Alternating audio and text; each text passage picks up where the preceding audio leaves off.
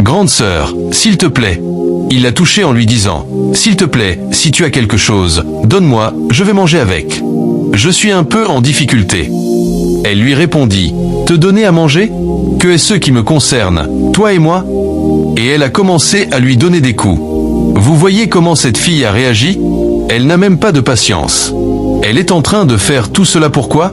La beauté, la richesse, ou bien quoi? Même son ami est en train de la calmer. Mais elle ne se calme pas. Pourquoi tu le tapes? Laisse-le, c'est un homme comme toi. Non, dit son ami. Elle répond, pourquoi il va me toucher? On se connaît où? Son ami la calme en disant, faut plus faire ça. Mon ami, c'est un homme comme toi.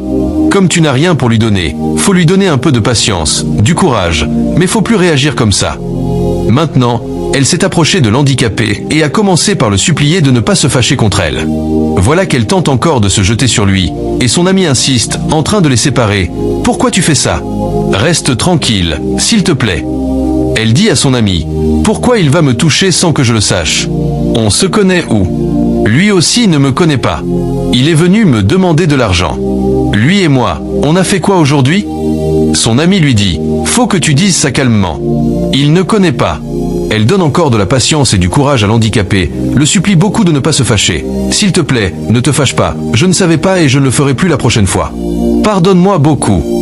Il a commencé à pleurer, et la fille, une femme innocente, veut dire de calmer, de ne pas se fâcher. Elle est en train de lui remettre un colis de sachets, et son ami a commencé par la déranger. Pourquoi elle va lui remettre ça? Laisse-le, elles n'ont qu'à partir. Elle s'est jetée sur lui encore, et a commencé par lui donner des coups de main. Elle est très méchante. Son ami les a séparés et lui a dit, pourquoi tu es en train de faire ça? Faut la laisser. Pourquoi tu te comportes comme ça envers lui? C'est un homme, non? Et c'est moi qui ai décidé que je vais l'aider. Pourquoi tu insistes?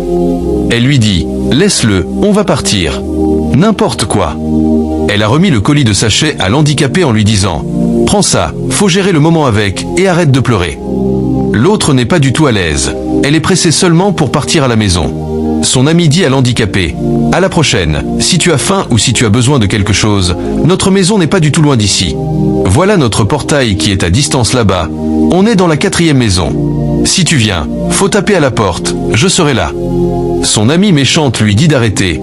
Pourquoi tu vas lui indiquer notre maison? S'il vient, je vais lui faire ce qu'il n'aime pas, ce que toi aussi tu n'aimes pas, c'est ça que je vais lui faire. Je te le dis et je te le répète. Comment tu vas indiquer notre maison à un fou qui ne sait même pas où il va rester? C'est comme ça toi tu es? En tout cas, je serai là à son arrivée. La fille innocente supplie l'handicapé en lui disant de ne pas se fâcher. Elle